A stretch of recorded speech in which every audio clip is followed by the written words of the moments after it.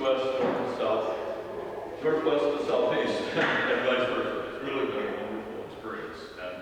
And I think it's been a great privilege too, because I've written lots and lots of reports for them, and then given them thousands of photos that I took along the way. And actually, most of those reports have now become the basis for brochures that are available online. You can go to the IODNR webpage and go to things to do under paddling. You can download, if you want them, if you don't want paper copies, you can download them directly to your phone, to your smartphone. And they show you maps, lots of interpretive information of what you're going to see along the way. So you know exactly how to get to accesses and which roads are called and everything. So it's a really wonderful resource. And there are now 23 or 24 of those brochures available through that website. I'm really happy to see something come out of those reports. Oftentimes you write a report and it's somebody's shelf somewhere, and I hate that. So I'm really happy to see them used and be really useful to people. I grew up in southeastern Iowa on the Mississippi River and worked in the sewage treatment plant down there when I was a senior in high school. I never realized how important learning about sewage treatment would be later in life. And it's been really, it was a secondary, one of the few secondary sewage treatment plants at the time, so I learned a lot about municipal sewage and how that impacts water quality. Not necessarily the kinds of water quality problems we're having today, but something similar. So I retired from Iowa State about 15 years ago, same as you did. And fortunate, I didn't retire from life, I retired from the university and all of the internal and external politics, all the things that go on wherever you work, you know, and I thought, oh, this is good. But I didn't retire from life, so I've been paddling, I've been leading international trips, wildlife trips to all over the world, in Central and South America especially, but also Alaska and Africa and all over the place. So I've been very, very fortunate through all those years to be able to do lots and lots of things. So this is a real opportunity. The Little Sioux is portions of lots of rivers are some of my favorite rivers in the state. But the Little Sioux is really fascinating to me because unlike many of our rivers, as you'll see, we're actually paddling through prairie. And that's very unusual in Iowa. Most of our rivers are lined, if they're lined at all, by buffered wild land. They're lined by trees. And portions of the Little Sioux are as well. But you're paddling, particularly in the upper Little Sioux here, you're paddling a lot through prairie, which is really an unusual thing. So I'm going to talk today about the Little Sioux, the critters of the Little Sioux, because we have prairies and savannas and woodlands all along the Little Sioux. We've got a wide variety of critters. I'm talking really about the most common things that most paddlers will see. So let's start. So the Iowa has lots of rivers. If you travel west across Nebraska, you realize how rich we are in rivers. It's just amazing. We have so many rivers, and this sort of dividing line here, this hard dividing line, all rivers east of that, you can kind of see the outlines of where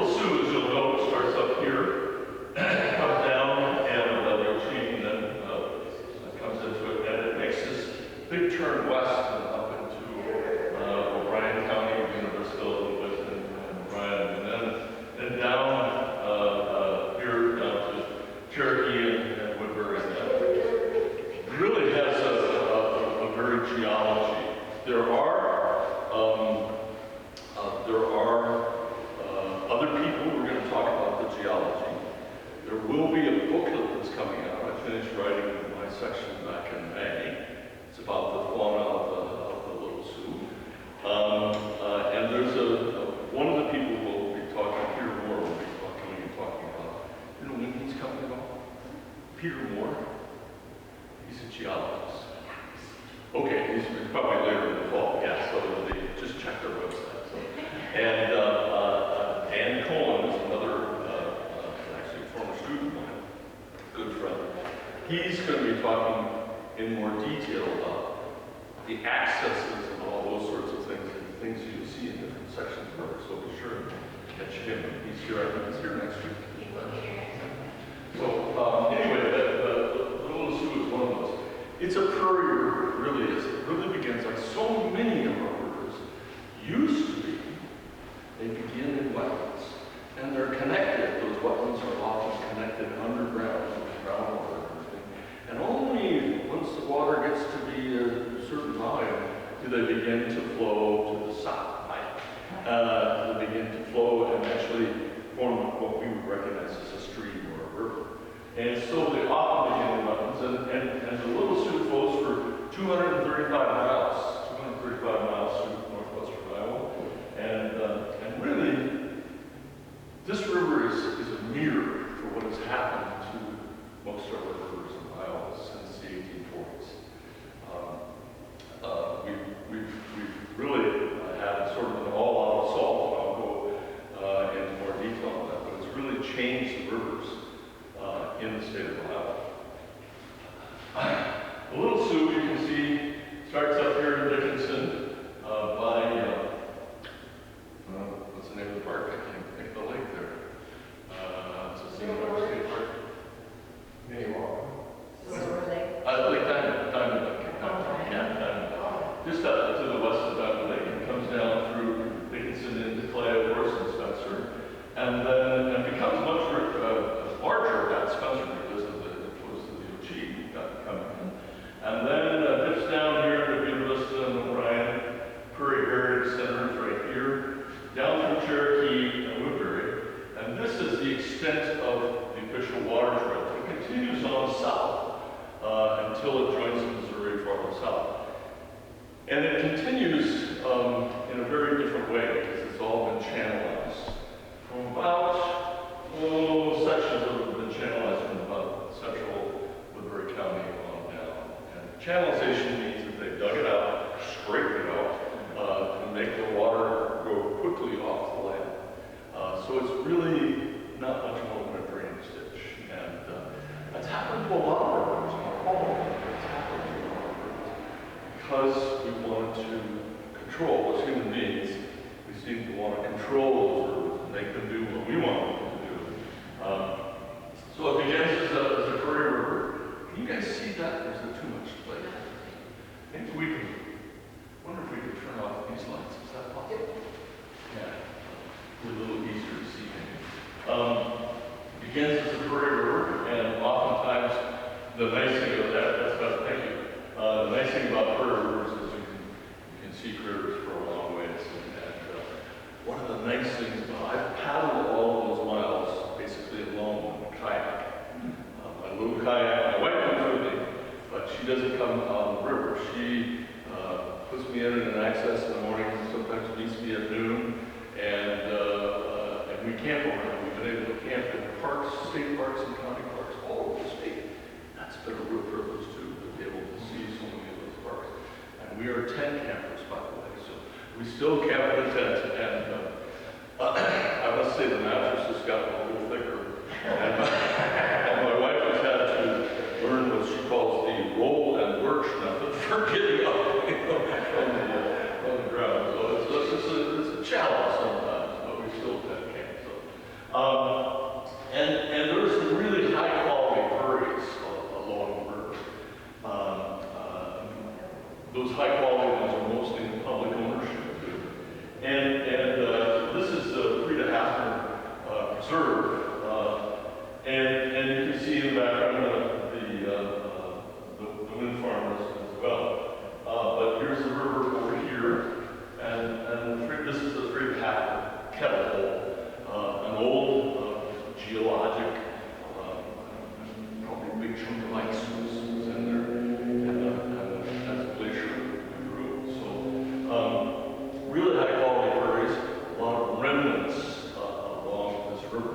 And it's one of the exciting things. Remnants are very different than the prairies that we have restored, or that we've reconstructed, I should say. When you reconstruct a prairie, if you're lucky, if you're very lucky and have a lot of money to buy this pretty rare seed, you might get 100 species if you really work at it. 100 species of plants that come up in that reconstructed prairie.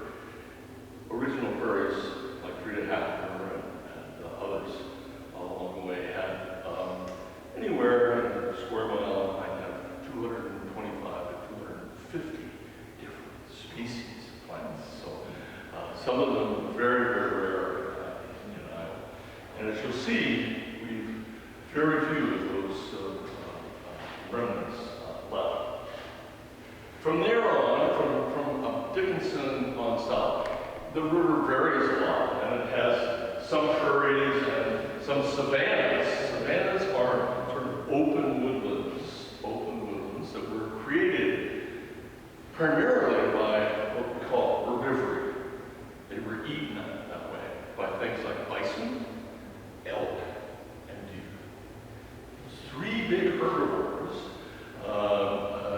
really, I think, created the savanna environment. If you're a big, brown, shaggy beast in the middle of a hot August sun, my golly, I'm heading for those trees over there for part of the day.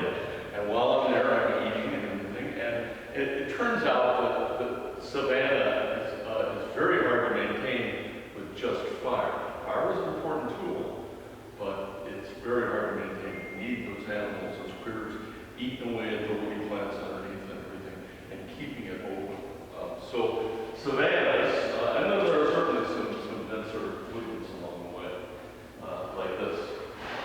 So we're going to talk here about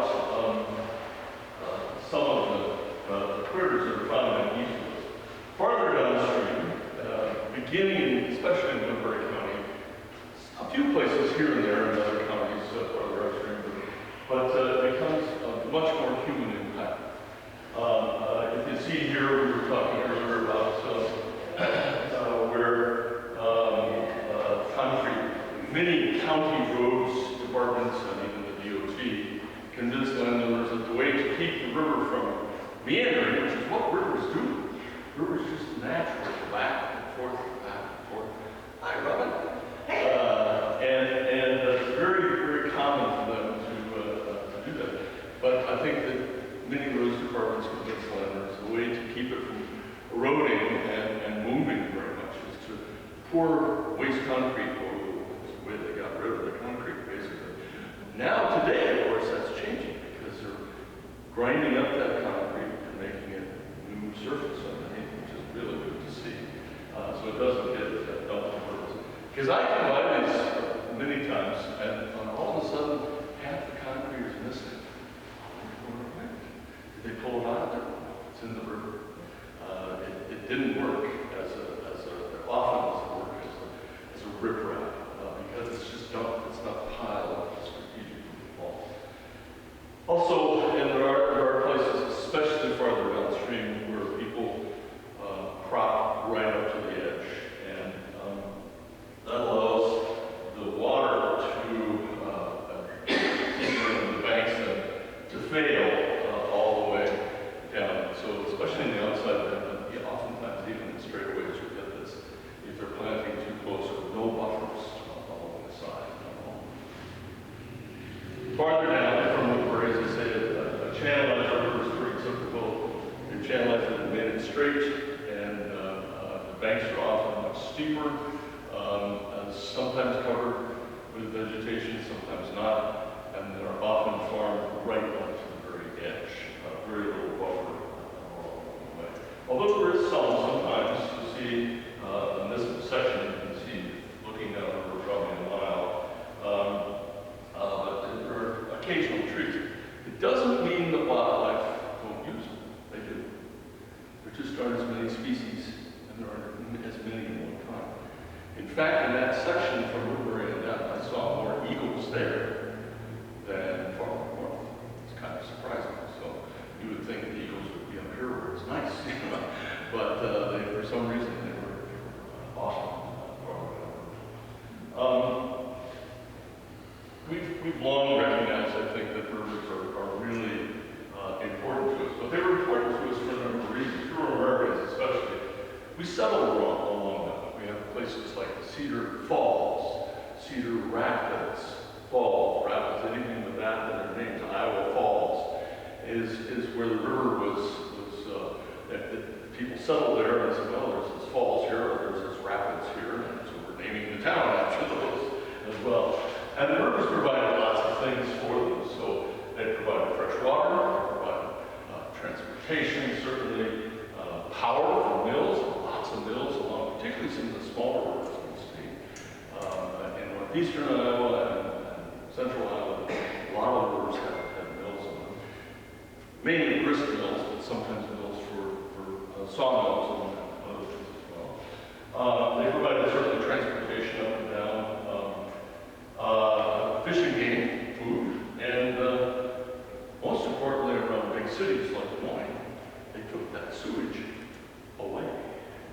Wherever away is, means downriver. So remember I was telling you I worked in the sewage treatment plant, and I learned after a summer there that I wasn't going to be swimming any longer. I swam there for years below the sewage outfall. And I thought, oh, I'll say it like upriver. Then I realized that all the towns upstream, Davenport and other places, were doing the same thing. A lot of that sewage was going directly into the Mississippi River. So it put me off swimming there quite as much as I used to anyway. So rivers are important, and by 1900 though, because of many things, many wildlife species, this is just 125 years ago, many wildlife species that we are able to see today were gone from the state. Believe it or not, by 1900, how many deer were there in Iowa? 0. White-tailed deer even disappeared. Hard to believe today when we've got so many of them. They were gone. Elk were gone. Elk are still gone. Bison were gone. Bison are mostly gone, except on very controlled basis. So turkeys, geese, all kinds of species were absolutely gone from the state. Because of massive habitat change, what we'll call market hunting. I hate even to call it hunting because it was a different sort of thing. They were using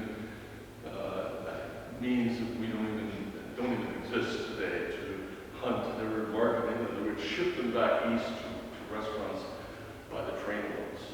Everything from buffalo hides to passenger pigeons to ducks and geese. Those went in big barrels with salt water in there and then shipped them back east by the trainload. Feathers were taken from herons during the breeding season by shooting them out of the nests, of course, and made for women's hats both here and in Europe. So it was a tough time, the late 1800s, and it made things disappear.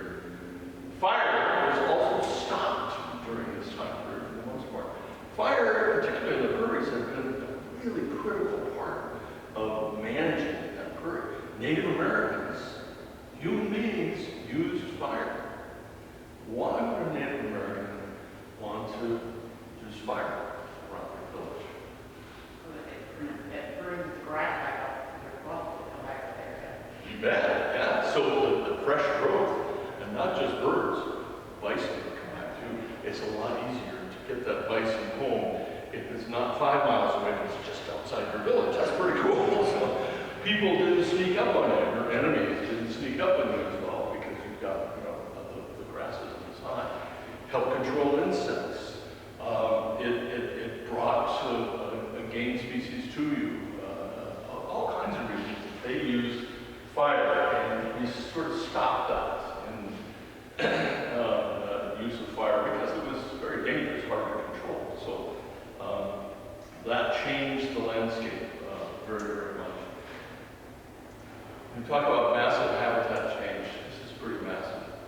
So of the prairies once covered 85% of the land. 85% of the state, tall grass prairie. Today, 99.9% of that is gone. The remnants that now occupy Iowa are 0.1%. That's a massive habitat change. 93% of the wetlands, particularly that whole part where that Des Moines Low was peppered with thousands of wetlands, from little ones to big ones. And those wetlands got massively drained, changed. And wetlands that were along the rivers, the old oxbows and everything, those were drained very quickly. And even 70% of the woodlands were gone by then. And they were all lost, changed to things that we know today. Farmland, homes, roads, businesses, cities, towns, all those things became us. That's what it became. But that kind of massive habitat change changes the critters that are there. So it's why rivers are so important. Rivers really reflect our use and abuse of rivers. Over the years, we've tried to pass, or Congress has tried to pass on the federal level, Clean Water Acts of various kinds. And the most important one, probably the one that's had the most impact today, was passed in 1972, among other legislation, to help clean up some of the rivers along the way. And urban industries, as a result of the Clean Water Act, in towns and cities, you can no longer pump sewage directly into them. Dick Darling, grew up in Sioux City and started his career there, and then became editorial cartoonist for the Des Moines Register for half a century until the early 1950s. He had these incredible drawings of sewage effluent going into the Des Moines River and going, just going directly from the industry. But because of the Clean Water Act, that's no longer legal. They have to treat it before it goes in. Urban sewage treatment is required. That treatment plant that I worked in Burlington was thank you, Robin, for posting a picture of it. She's been in Burlington last week, and she posted a picture of the secondary sewage treatment plant. It's expanded a lot since I was there 50 years ago. We're people in the crowd, but Yeah, but it's required now. It's required. It doesn't mean that it's perfect. At that time, it was a secondary sewage treatment plant. Every time we get an inch and a half rain, the sewage treatment plant would close the gate and all the stuff still went right over. Why? Because the storm sewers and the sanitary sewers were the same lines. Okay. So you get a big rainstorm, you couldn't handle it with the plants. Dilution is a solution to pollution. You hear that sometimes. Where sewage treatment isn't available, we have to use septic tanks so that soil microbes in septic systems can help clean that. And these are all point sources that come out of the pipe. To get the 1972 Clean Water Act through Congress, they had to exempt agriculture. There was no way that there are far more rural legislators than there are in Congress than there are urban legislators. And so they exempted agriculture. We see the result today, still, agriculture is still exempted because it's considered non-point, even though we put tile lines in the ground, and those come out of the pipe directly into our streams and rivers, are still considered non-point source. So they're exempted. It's one of the big things that is happening in Iowa now, and it has been since the suit against Buena Vista and Sac and Ida counties by the waterworks a number of years ago. However you feel about that, it made people, it brought awareness to all of us about, ooh, we've got a problem here. So it's been interesting. Today, as a result of efforts by DNR, conservation boards, and individual citizens, many of the species that we lost by 1900 are back. Obviously, deer are back, geese are back. How many of you are golfers? Many golfers hate geese because geese love golf courses. They're grazers. They go out grazing, and you put a pond in the middle of this wonderful grass. They think they've died and gone to Moosehead right there. This is perfect goose habitat. So it's really, it's pretty amazing. Herons are back, geese are back, eagles are back. I'll talk some more about that later. So it shows how resilient wildlife are if we give them a chance. If we give them some habitat back, and if we manage our rivers have been really critical in this. Because we've restored, for example, turkeys, the one southeastern part of the state, where the woodland were. We thought that they needed, at the time they were first restored, we thought wild turkeys need 1,000 acres of continuous woodland. There aren't many places in Iowa that have 1,000 acres of continuous woodland. But because there's woodland along the rivers, and because turkeys are a lot more resilient than we thought they were, we now have turkeys all over the state, including right here. So those corridors that are established, those corridors of habitat, some of them wide, some of them narrow, some non-existent, but those corridors are really been critical for allowing species to go other places, especially species that don't fly. If they fly, they can get through there, but species that have to walk or crawl, it's a lot tougher. Those corridors of habitat along the rivers are really the only corridors we have left in the state of habitat, and not just here, but across the nation. There's a movement afoot to try to get what's called 30 by 30. 30% of our land in one way or another in some sort of protected habitat by 2030. I don't think we'll get there, but if you start adding up all the CRP and the river corridors and lots of things, we can come closer than we are today. But the rivers are a really important part of that. I think Tom Osborne is coming too, but Tom will talk probably about that 30 by 30 plan. So, the Little Sioux in this part of the state plays a big role in the habitat that's along the river. So let's look at the wildlife of prairies. First of all, you're going to recognize this guy. Beavers. Beavers are wonderful habitat creators, and they're often found along the prairies and the woodlands, but I found more of them probably in Dickinson County than elsewhere, because along those river corridors and grasslands, there are lots of willows that grow too. And so the beavers are able to cut those willows, and they'll have a bank dance. The beavers we have in Iowa don't form that sort of traditional beaver lodge that you see up in northern lakes. They mainly are bank dwellers. They dig a tunnel in, the entrance is underwater, and then they come up inside the bank, and it comes up into dry land further into the bank. Then they'll cover that entrance with sticks, and sticks primarily from willow. Sometimes, if the cornfield is close, they'll even cover with corn stalks, so whatever they can. But you often see these along, and most people don't realize that those are beavers. So if you're paddling along and you see these, it's a pretty sure sign. Lots of birds along those prairie habitats as well too.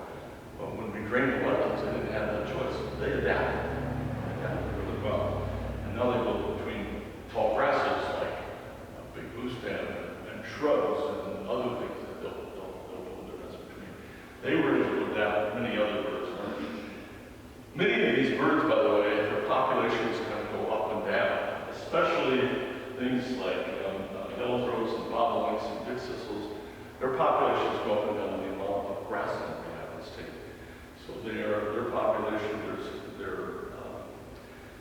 success is very dependent on how much grassland we have. So you can track CRP acres, conservation reserve program acres. When those acres go up, so do the populations of those birds. When those go down, so do the populations of those grassland birds. They're really very dependent on the amount of grassland habitat. These guys will nest right on the sandbars, and this is a very upset killdeer. She probably had a nest nearby, and was letting me know that she didn't want me near. You can see I'm actually shooting from the kayak, so lens that extends out. So I wasn't that close, but she was still letting me know that she didn't like me near. Killdeers are wonderful ground nesting birds. They'll often choose rock bars as well as sandbars, and they'll lay 4 very pointed eggs. They're all point towards the center, and they'll be right there. And they'll often try and lure you away. How many of you have seen the broken wing trick? Okay, yeah. They use the broken wing trick to say, oh, follow me over here. Oh, gee, I'm really hurting. You know, you could probably catch me if you're a predator. And they're using that trick to try to lure you away. And the eggs are over here, of course. They're eating this way. They're not the only ones. We'll see. They're not the only one who uses that trick. So there are geese are back. When I first came back to Iowa in 1980, it's hard to believe that we didn't have giant cattle geese in Iowa. They hadn't been reintroduced. They were reintroduced. Now they become problems on golf courses, like I said. But they really have been very, very successful. What they'll do when you come along, sometimes you get these groups of young non-breeders as you're paddling down the river, and they're all standing there looking at you in the water, even though you're paddling quietly by. They start honking and they all panic, and they go, ah! And they're all getting up and they fly on that river, and then do it again to you a couple of beaches down. So, but sometimes if they have goslings, they'll do this. They lay themselves out on the water, say, put your head down, he won't see us, you know? And they lay down and head for shore, and then scramble up in the shoreline. So they're kind of fun to watch their behavior. Sometimes they just all panic, and sometimes they're like, I think we can fool them, you know. So you'll also see other things. Again, this paddling alone is really nice, because when you paddle with another person, you're talking back and forth, that voice carries across the water like crazy, and things will hear you coming. You'll never see turtles. Almost never see turtles if you're paddling with other people or paddling in a group, but you do when you're alone. And this is a big soft shell. Some of them get to be dinner plate size, big soft shell turtle. Actually warming up, basking on this muddy beach. More often you see their tracks. The tracks are just a scramble for the water. And depending on the size of the turtle, they might be a foot wide with the little tracks in the mud, and the drag mark in between to maybe much smaller, depending on the turtle. Along the river, along the Little Sioux, there are lots of savannas still along the way. How do you tell a savanna? Well, particularly if you look, these are oaks. These are big oaks. This one probably is a little younger, but this one over here with very large lower branches probably grew up as a big tree in the open, more by itself. Those lower branches were allowed to get large. So you can see oak savannas oftentimes by their large lower branches. Dead or alive, they still have those large lower branches. And this one has probably been maintained by cattle. Maybe because we don't have bison that all come in and do it anymore. They probably occasionally allow cattle in there, and that keeps the understory clear. Okay. Some degraded savannas have lots of shrubs underneath, especially things like honeysuckle, bush honeysuckle, Tartarian honeysuckle, which is very, very invasive. really a tough thing to have around. So there are lots of beautiful little hillsides along the Little Sioux that have either savannas that are in good shape or savannas that have a lot of invasive honeysuckles. There are some native shrubs that are good to have down in the spring, include things like elderberry, which are very soon, they're already forming fruit on our place, and they will soon, the birds will start to feed them, favorite birds. And along the savannas in this part of the state, you have these little small, large shrub, small tree of hawthorns. And this happens to be one in bloom, and hawthorns are often found in those savanna areas as well. Lots of birds that are typical, some of them typical only, are found only in savanna type environments. Things like red-headed woodpeckers. My woods at my house got opened up by the ratio a few years ago. We never had red-headed woodpeckers then, before then. Now we do, because it's much more open, much more savanna-like. And as a result, the woodpeckers went. Bluebirds are a savanna species. They and red-headed woodpeckers kind of competed for the holes that the woodpeckers would make. And the bluebirds would nest very early before the woodpeckers come back, so they could steal the holes from them. Flickers are very much a savanna species. Open woodland, they really like it. These guys, you can find them on the prairie, but you especially find them in savannas along the shoreline. This is the eastern kingbird. It's a flycatcher. They'll wait in those tree branches and wait for something to fly by and fly out and grab it and go back to the same branch. These guys are a little more variable. This is a yellow warbler. Well, you'll find them in a mixed sort of prairie and savanna environment. They're very much a savanna bird. So certain birds really, really like the savannas.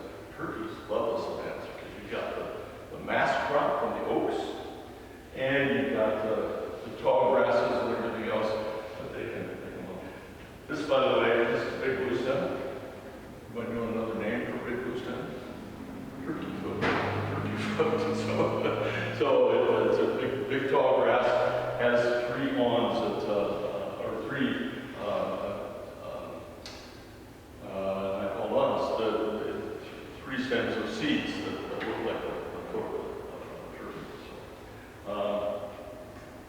And all along the river, not just in prairies or savannas, but all along the river you find swallows. Swallows flying over the water, and we have 5 species that are very common. The 6th one, somebody will ask me, I'm sure, about why not purple martins. Well, purple martins are common in the wild, but generally now only where people provide purple mountain houses.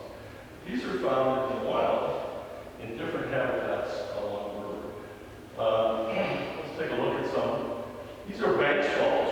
Where the banks are eroded, often on the outside bend of the stream. The outside bend are often these sort of clay banks, or sometimes old alluvial soil that gets deposited there and everything. And they actually dig those holes. They're a colonial nesting bird. You'll find them from a dozen to several hundred holes in the bank. And they spend the winter in South America, come back, shore up their holes again. They actually dig these holes in the bank. They go back from 10 to 20 inches back in there, back in the bank. This little bird, little beak, doesn't have a shovel or anything, you know. They dig those holes back in those banks. And the stimulus of having others around really seems to work for colonial species. Another one, the rough-winged swallow here. It's a little brown guy that you'll see flying along over the water. It's sort of generally brown on the back and white to creamy in the front. They nest nearby bank swallow nests, but usually just 1 or 2 or maybe 3 nests of the rough-wings. They might, if that's the bank swallow nest colony over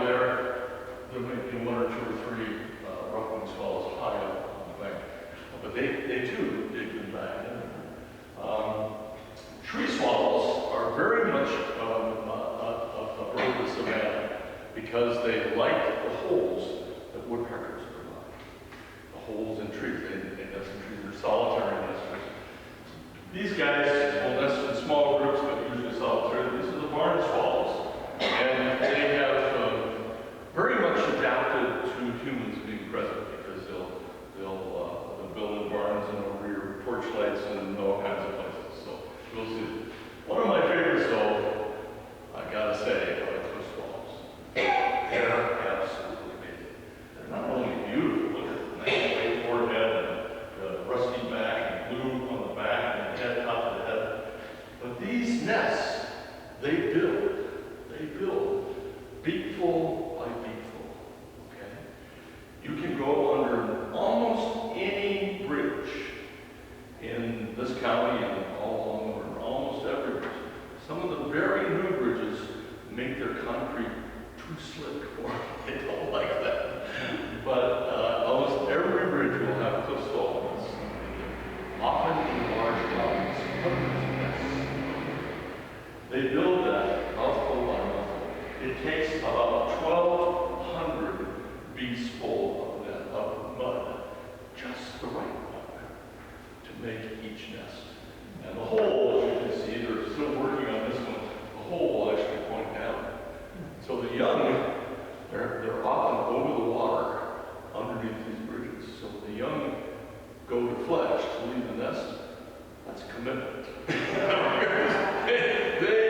Once they gotta go everywhere quickly, or if they end up in the water, they could end up as food for bass or whatever else is hanging out underneath it. So, but you'll find these groups, these colonies of cliff swallow nests, and they will be leaving. Actually, they're done nesting now. They will be leaving. By mid to late August. They go back south. So they're really wonderful to have around. But to me, the swallows, these little tiny birds, very small birds, they really are pretty amazing artisans and engineers for the nests they either dig or they build. They're also some of our best friends in terms of insect control because they're flying over the water and they're catching, unlike that eastern kingbird that stood and waited for insects to come to him. These guys fly constantly over the water, opening their mouths and grabbing insects right out of the air. So they're really good to have around. Another one you'll hear along the river lots are kingfishers, belt kingfishers. And you'll hear that rattle, as they fly down the river in front of you. And they too build a nest in those banks. And their holes are about, 4 to 5 inches in diameter. See a lone hole in the middle of a bank. It's probably a kingfisher hole. But you gotta investigate it if you can. You can slow down and investigate. Reach way back. It goes back 8 to 10 feet. That's an engineering feat. They dig it clear back in there and enlarge it, have a large nest chamber back in there to live for. So I really appreciate kingfishers. They're one of my favorites. Their bill is about that long, 2.5, 3 inches long. And they're going down after fish and frogs and everything. They're really, really great birds to watch. Sometimes, I've had kids with me sometimes that say, see this kingfisher, and he's just fluttering in the air. And I said, watch him, he's going to drop. And all of a sudden he folds his wings and goes straight into the water and comes up with fish. So it's fun to watch the fish. Have another great mosquito eater, mosquito eaters. These happen to be the same species, male and female, of the white-tailed dragonfly. There are lots of species of dragonflies you'll see along the way. And damselflies. They all eat insects. They are predatory. We do have some, the green garters, that you may see over the water, a very large dragonfly. They migrate. Several of the species of dragonflies are migrators, and green garters are one of the big ones that migrate all the way south from the river. There are a few mammals along the way. This particular photo was by somebody else. I've never been able to capture a decent photo. There are lots of photos of foxes in people's backyards. I didn't want to lose them all. So,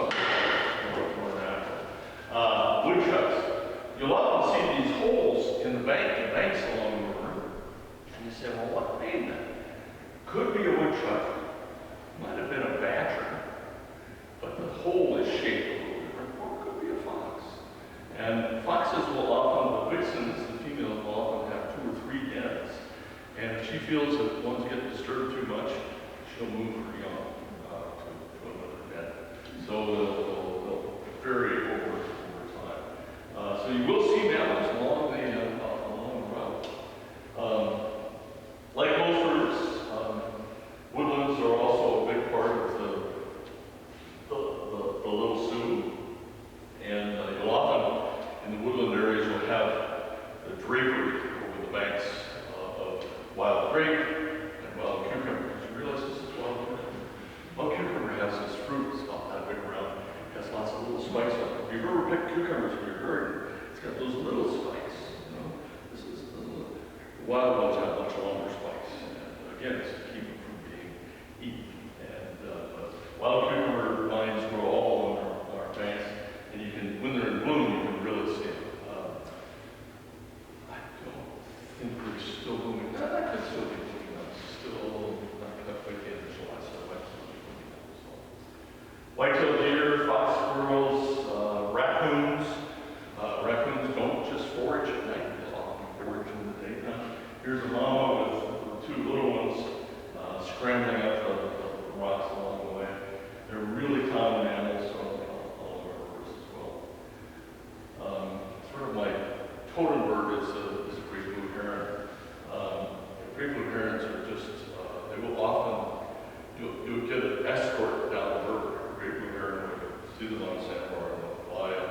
And they fly with this wonderful wings, which is so graceful.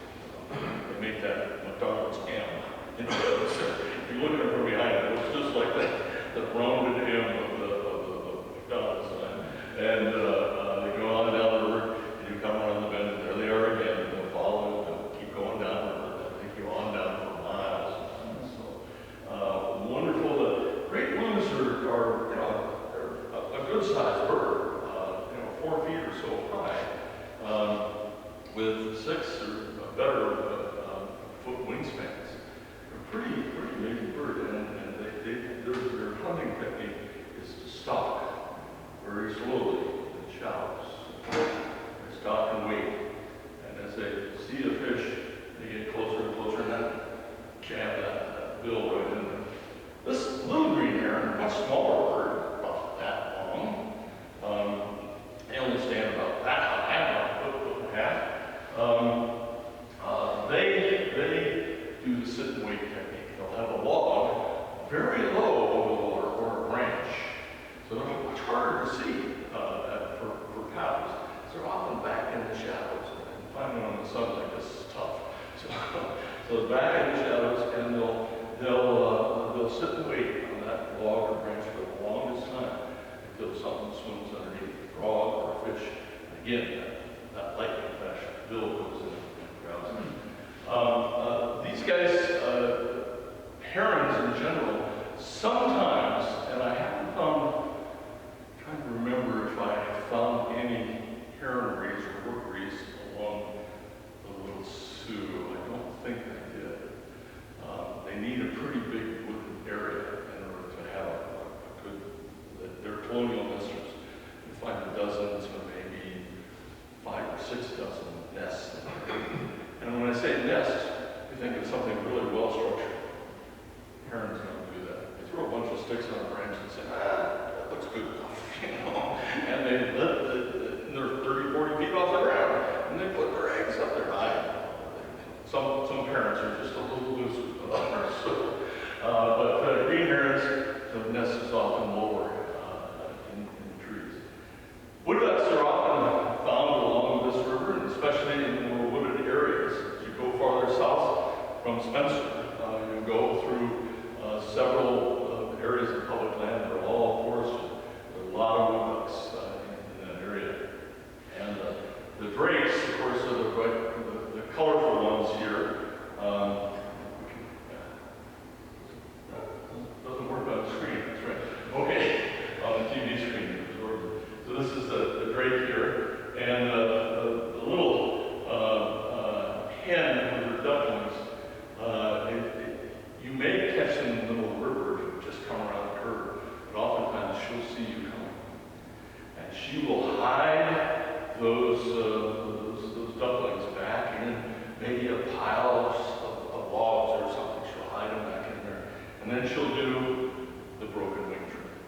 She'll come out into the middle of the river and go, "Hi, look at me, look at me. Oh, gee, I can't fly, I can't fly." And she'll do this across the water, pretending she can't fly. She'll take you down 2 or 3 turns of the river and then say, "That's far enough." And then she'll get up and fly and go back to her group. So they do, there are several species that do this broken wing trip along the way. It's fun to watch them along. Lots of owls along the rivers as well. And it's interesting, as we've gotten farther south, they're actually on the Little Sioux, there are more of them on the southern half of the river than there are in the northern half. For what reason? I'm not exactly sure. There could be more woodlands there. From here on down, there's Spencer on down, there's still a lot of owls in there too, because they're primarily woodland species. This is a barred owl, barred, B-A-R-R, usually bars on both his chest and this spelled the vertical bars in the belly. The barred owls, I noticed, have dark eyes, dark brown eyes, very dark eyes. Whereas the great horned owl, down the lower right there, has yellow eyes, yellow pupils, so you can tell the difference real easily. I thought that I would see, before I started, I thought I'm going to see more barred owls because I'm having during the daytime. They're more day-loving than the great horns are. Great horns are really very nocturnal. And they're also the most aquatic. Barred owls will actually wade in shallow water and catch fish, frogs, and whatever they can, and crawfish on the bottom. Great horned owls tend not to do that. So I thought I'd see more barred owls. It was absolutely the reverse of that. I saw far more, probably 10 times as many great horned owls, for whatever reason. I thought at first that they were nesting along the banks, but I think what they're doing is they're roosting during the day on the banks along the river because other things can't see them. Because when they get up in the daytime, if they get up, you come around and they fly up, they're immediately mobbed by red-winged blackbirds and blue jays and crows and everything else. They mob them like crazy. So I think they learned, if I roost by the bank during the day, they're not going to bother me. First I thought they were nesting there, but I couldn't find enough evidence to show that they were. Here's an owl with a red-winged blackbird. That's a juvenile great horned owl there on the right. Again, look for the yellow eyes as well. So lots of owls along there. Lots of woodland birds too. Catbirds and Baltimore orioles and rose-breasted grosbeaks, and there's a male red-bellied woodpecker, very common now common woodland species of woodpecker in the state. Lots of cedar waxwings and phoebes, especially cedar waxwing, sitting on branches, waiting for insects to fly by. And if you enjoy cedar waxwing, that's my wife's favorite bird. Because it's such it's almost like it's painted, so beautifully colored there. And they do what's called hawking. They fly out from the branch, grab an insect out of the air, come back, and finish consuming it from the same branch as well. Phoebes are less common, but they're still often found in the same areas along the river. Below those woodland areas, you'll often find a lot of mussel shell. I think there will be a person from IWDNR who will talk about the mussel population. I didn't sample them, she has actually sampled them. But you can see where the mussel shells are in certain areas along the river. Those shells are actually indicators. These are very bleached white, so these are pretty old. These have been there a long time. You find some of the newer ones are much more natural color. Lots of painted turtles along the way. Overhead, you'll find turkey vultures. You always want to move every once in a while, just let them know that you're still alive, okay? So, especially the gray hair, they always check me out. So, the turkey vultures are nature's cleanup crew, and we'll find a lot of them along the river. This is the success story that I wanted to share finally with you, and that's the bald eagle. You know, bald eagles stopped nesting in Iowa by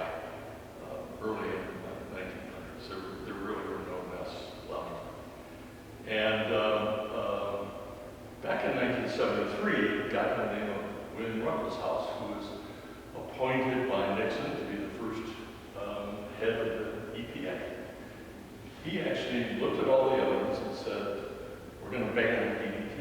So in 1973, he banned the use of DDT in the United States because the evidence was from many scientists all over the world. In fact, DDT was causing eggshells to become thin.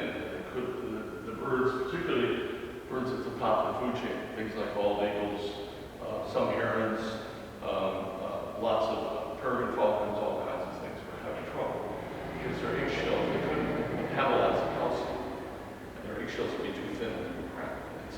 So eagle populations were going down. So I grew up along the Mississippi, and you'd see eagles in the wintertime. They would come down from northern forests, northern nesting areas in Wisconsin and Minnesota.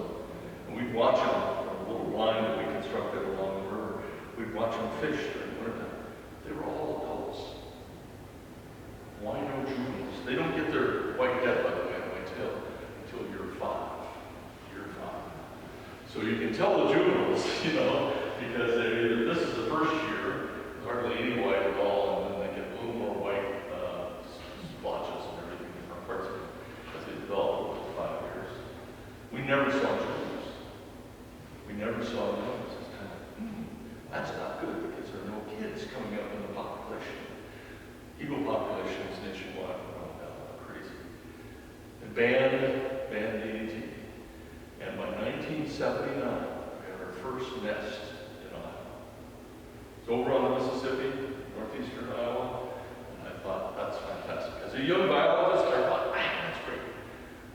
We might someday have, maybe a couple of handfuls of eagle nests in Iowa, maybe 8, 10 eagles nests. If we're lucky, what was our eagles, because of one decision to ban DDT, eagles have come back. We've got now over 400 active nests annually on all of the interior rivers, not just the Mississippi or the Missouri, but on all the interior rivers, including the Little Sioux.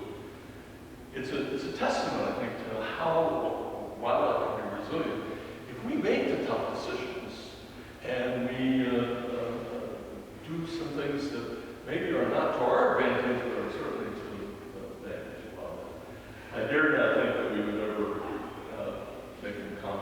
In fact, if you talk with young kids today, they say, oh, look, it's an eagle. And they'll go, yeah, so what? I see them all the time. It's like, you don't realize how rare that was, but yeah, they're very common now.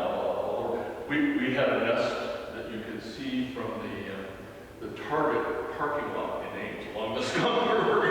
This big old cottonwood that had a nest in it. It's just amazing. So it's kind of, wow, that would never happen. So now they're all mature. This is an adult and a juvenile, one getting ready to fledge to leave the nest. Okay,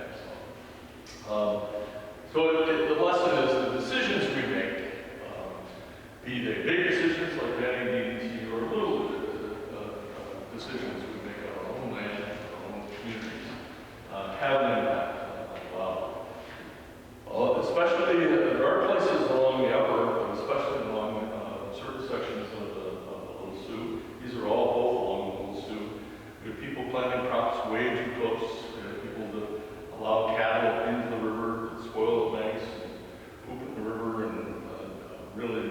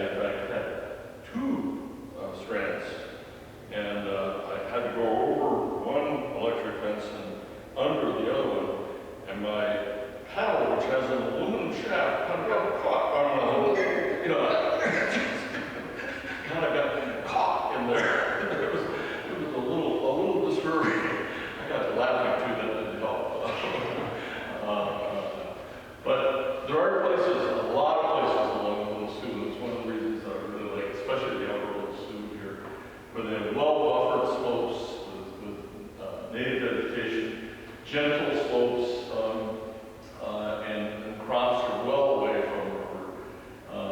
I think if we make the right decisions, we can have both abundant wildlife and land that supports us. So we're going to stop there, and I'll answer any questions that you have. Yeah? Up in that Spare Lake, they're taking farm fields and turning into what they call a waterfowl production area. Yes. What distinguishes a waterfowl production area from a wetland? I haven't had that part of the area. Waterfowl production is dependent on all kinds of things. Many times you control the water level in waterfowl production areas so that you're, and if you can do that, in the springtime you take it down to just a mud flat. So that a lot of emergent plants, things like smartweed and rumex and a bunch of really high protein plants, good for ducks, they sprout. And then you raise the water level back up, and the ducks have it right there to eat. The seeds. The seeds of smartweed, for example, they're about 22% protein. It's really high. It's a lot of money in that project. Yeah, exactly. So a lot depends on the waterfowl production area. A pond that is well buffered with grassland, sufficient grassland around it. Many species will nest in the grasses. Blue-winged teal, mallards, all nest up in the grasses, not in the water. But they need that water in order to bring their ducklings to it. Are you familiar with the project? I'm sorry? Are you familiar with the project? I'm not familiar with that particular project, but there are lots of waterfowl production areas. It's actually Minnesota. Some of them along south of Spencer here, a lot of those areas, those wildlife areas actually are really productive for wood ducks because they're wooded, and there are lots and lots of bottomland trees, things like silver maple and cottonwood, that tend to rot quickly. That's good from a wildlife standpoint, because that means there are lots of cavities in for things to nest in. Wood ducks are cavity nesters. Owls are cavity nesters. Lots of things need those holes in the trees. So that's a really productive area for wood ducks. I know because I saw lots of wood ducks out through there. So, yeah. Is it true that the Sioux County was supposed to be 2 counties and it was too wet to get across, so they gave up? Or is that? Say that again. Sioux County was supposed to be Oh. 2 counties and it was too wet to get across, so they gave up and just called it one? I don't know if that's true or not. It's a good story. But I don't know if that's actually true or not. It's really I don't know why it is so long. So it still only has 1 county. So, whereas Potawatomi County, which is along this way down, it actually has 2 county seats, which is kind of interesting. So, yeah. And now that we're losing these ash trees, do you think that'll help that old Savanna a little bit, or also take over some of that? Yeah, that's another thing that's happening. It's talking about ash trees and the emerald ash borer that has killed them. And I can tell you, just driving up here, I looked at farm lots along the way, and some of them have, half a dozen or a dozen dead ashes in their woodlot next to the house. Some of them, the whole woodlot was ash, and they're just all dead. It's just sad. It's really sad. I've got we live on 10 acres, 10.5 acres outside of Ames, and I was marking the dead ashes 2 falls ago, and I stopped counting at 120 dead ashes. And I'm leaving them as woodpeckers, unless they're threatening the house or they fall over my trail or something, and I'll take them and move them out. But it'll be, I think, already we're seeing this, but we'll be able to look back at the results. I think the same thing happened in the 60s when Dutch elm disease came through. And in just a few years, all the elms were dead, the big elms. And the street I grew up on was this cathedral of American elms. And one summer they came through and they removed them all, so we were a very sunny street all of a sudden. But you look at woodpecker populations back then, and after Dutch elm disease, woodpecker populations same thing is going to happen with green ash. There's so much deadwood out there and so much available habitat for cavity nesters now that I think you'll see woodpecker populations and other cavity nesting birds like nuthatches and chickadees and wood ducks, that sort of thing. It's probably, my guess is that they will go up. Now they'll be replaced eventually. By what? I'm not sure. That's the question. Yeah. So, yeah. If you paddle along the river, it's fun to bottlenecks along the river too. And I know Tom Rosberg is going to talk more about the botany.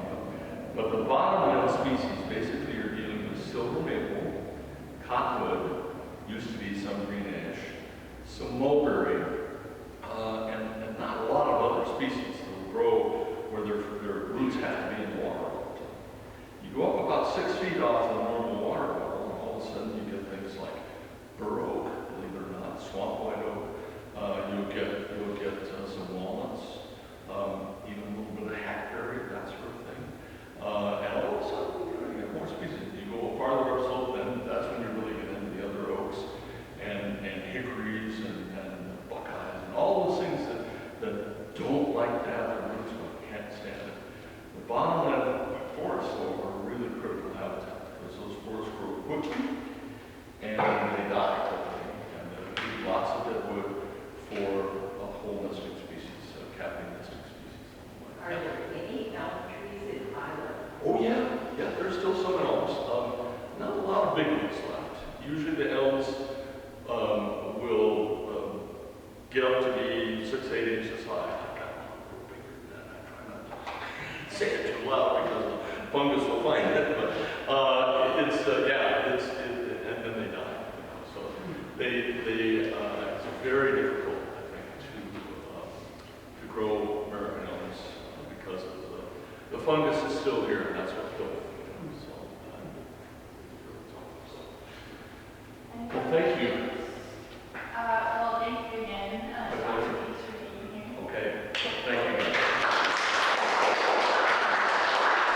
We've all been along with our schedule. Unfortunately, the paddle for tomorrow has been canceled. We're practicing in one caution, but hopefully you will be back in the fall and we'll get to do a paddle event. Rescheduled it, I think, for the weekend of the night, either Friday the 19th